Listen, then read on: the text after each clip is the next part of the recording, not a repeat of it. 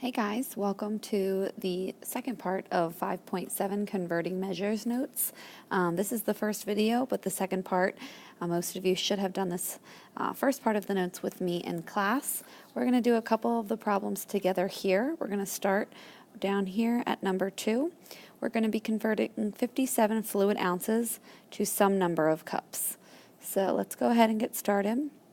We're going to start, of course, with our 57 fluid ounces. We need to go back up to our conversion table up here in our customary conversion section to find the conversion factor for fluid ounces to cups. I think I see it right here. We've got 1 cup for every 8 fluid ounces.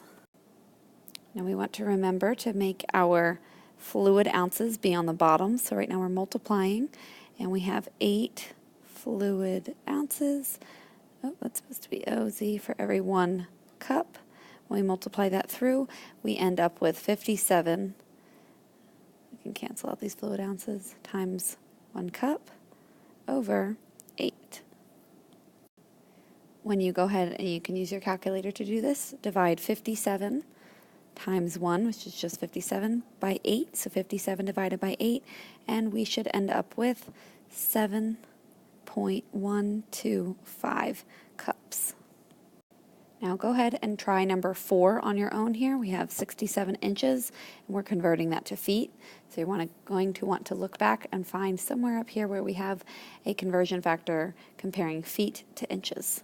So if you want to pause the video and try number 4 on your own, and then hit play, and we'll go through it together. All right, we've got our 67 inches. And we're going to use this conversion factor here of 1 foot equals 12 inches. Now we always want to have our matching unit opposite of each other. So I'm going to put inches down here. 12 inches times 1 foot. So right now we're multiplying 67 inches times 1 foot over 12 inches. Cancel out our inches. And we end up with, you know what, I'm going to take my work up here. We end up with 67 times 1 foot over 12. And now we're only dealing with feet. We can do 67 divided by 12. You can go ahead and plug that into your calculator, and we should end up with roughly 5.6. I think the calculator ends up being 5.583, but we can round that up to 5.6 feet. Okay, now we should have already done number 5 together as a class right here. Whoops. Let's go ahead and do number 6. If you want to try this one on your own, you are comparing 40 feet to 13 and 1/3 yards. Remember, you must convert so that both measurements are expressed in the same unit using a conversion factor. So you're going to want to flip back and look at your conversion factors under your customary conversions and metric conversions in order to find the correct conversion factor. So again, if you want to pause the video, try this one on your own in order to fill in a greater than, less than, or equal to sign between 40 feet and 13 1/3 yards. Pause it and then come back and we'll go through it together. Okay, so here we can see that we are trying to convert feet to yards. If we look at our conversion factors, I see that 1 yard equals 3 feet. So I want to convert 40 feet into yards. I'm going to multiply that times 1 yard over 3 feet. Cancel out the feet, so now my 40 feet will become yards. And it's going to be 40 times 1 yard over 3. And now if you go ahead and divide that out, 40 divided by 3, we actually end up with 13.33333. If we convert 13.33 into a fraction, it is actually the same as 13 1/3. So 40 feet right here is in fact equal to 13 1/3. So we'll put an equal sign there. All right, we'll skip over example 3 on this video. We should have already done that in class together. So let's go take a look at example 4. Now this one I want you to stay with me. You don't need to pause it. We're going to be converting a speed while changing both units. So follow along with me here. You are riding on a zip line. Your speed is 15 miles per hour. What is your speed in feet per second? Some of you may have been on a zip line before, maybe on vacation, maybe up in the mountains. I think I've been on a zip line once in Mexico. They're pretty fun. You go pretty fast. So in this particular case, on this zip line, we're going 15 miles per hour. Notice our units that we're talking about are miles and hours, but we're converting our speed to feet per second. So we're converting miles to feet and hours to seconds. In order to solve this problem, we're going to just start with one conversion factor at a time. First, let's start with converting miles into feet, and then halfway through that, we'll switch and we will do our hours into seconds. So let's not worry so much about the hours and the seconds right now. Let's just start with our 15 miles and convert that into feet. So taking a look at our conversion factors, I'm starting here with 15 miles per 1 hour. So even though we're only dealing with our miles first and turning that into feet, we still want to write our entire rate of 15 miles per hour. Now, looking at our conversion factors, I know that there are 5,280 feet in every 1 mile. So right now I can cancel out my miles, can't I? And now I'm dealing with 15 times 5,280 feet over 1 hour. So really what I'm doing first is converting our miles per hour into 15 times 5,280 feet per hour. Now I don't actually want to go ahead and do that multiplication yet. I'm going to continue my problem because I know that I need to figure out what this hours is in seconds. So in order to get rid of our hours, let's go ahead and get rid of them by putting the hours on top. So 1 hour. So now look, now that we have our hours opposite of each other here and here, they can actually cancel out.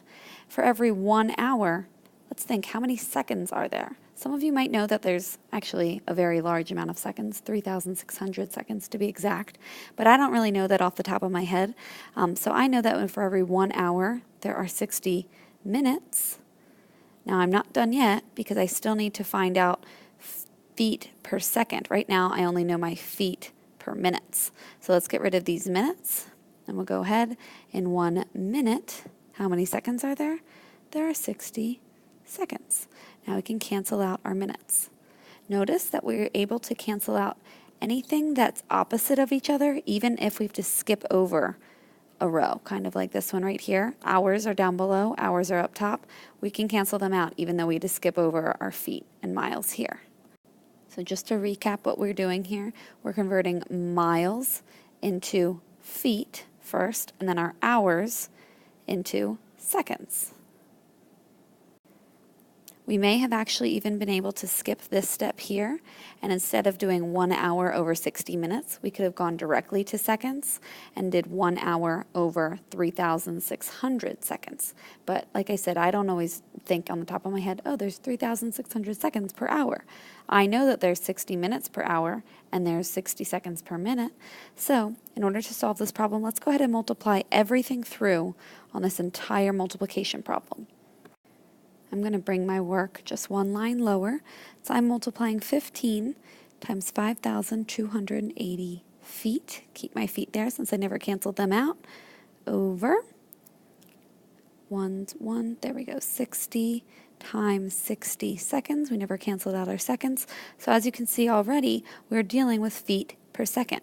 If you go ahead and use your calculator and plug that in, 15 times 5,280, we end up with 79,200 feet per 60 times 60 is 3,600 seconds, which ultimately ends up at 22 feet per second.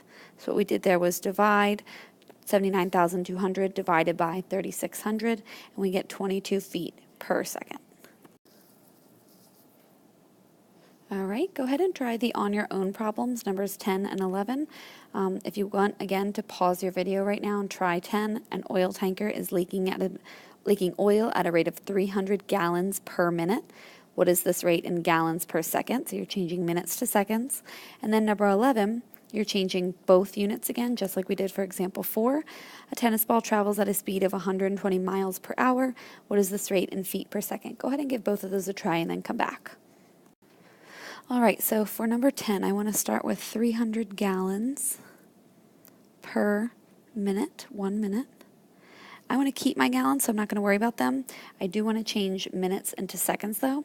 Thankfully, I know that conversion factor. I'm going to put my minutes on top, 1 minute, and I know that there are 60 seconds per minute. Now I can go ahead and cancel out these minutes, and we will multiply through. 300 gallons times 1 over 1 times 60 seconds. Basically what I'm doing is 300 gallons divided by 60 seconds, and I end up with 5 gallons per second. There we go. And for number 11 here, very similar to example number 4 that we did above, we are converting a tennis ball speed of 120 miles over 1 hour. We want to turn it into feet per second. So again, I know using my conversion factor, if I put 1 mile down here to cancel out these miles, there are 5,280 feet in every mile. Now I've already got my feet. I need to get rid of hours and turn it into seconds. So if I put my 1 hour up here, I can either go 60 minutes and then turn my minutes into seconds, or I can just keep in mind that there are 3,600 seconds in every hour, and I kind of skip a step, can cancel out my hours, and I've already turned it into seconds. Let's go ahead and multiply that through. 120 times 5,280 feet over 3,600 seconds. Notice I'm ignoring all the ones because 1 times 1 is, of course, just 1. If we multiply that through, 120 times 5,280, I'm going to bring my paper down just a bit. We get 633,600 feet over 3,600 seconds. And when we divide that out, that ultimately gives us 176 feet per second. Now you can go ahead and move on to the next step for today's lesson. I believe that should be your exit ticket on bigideasmath.com. Have fun.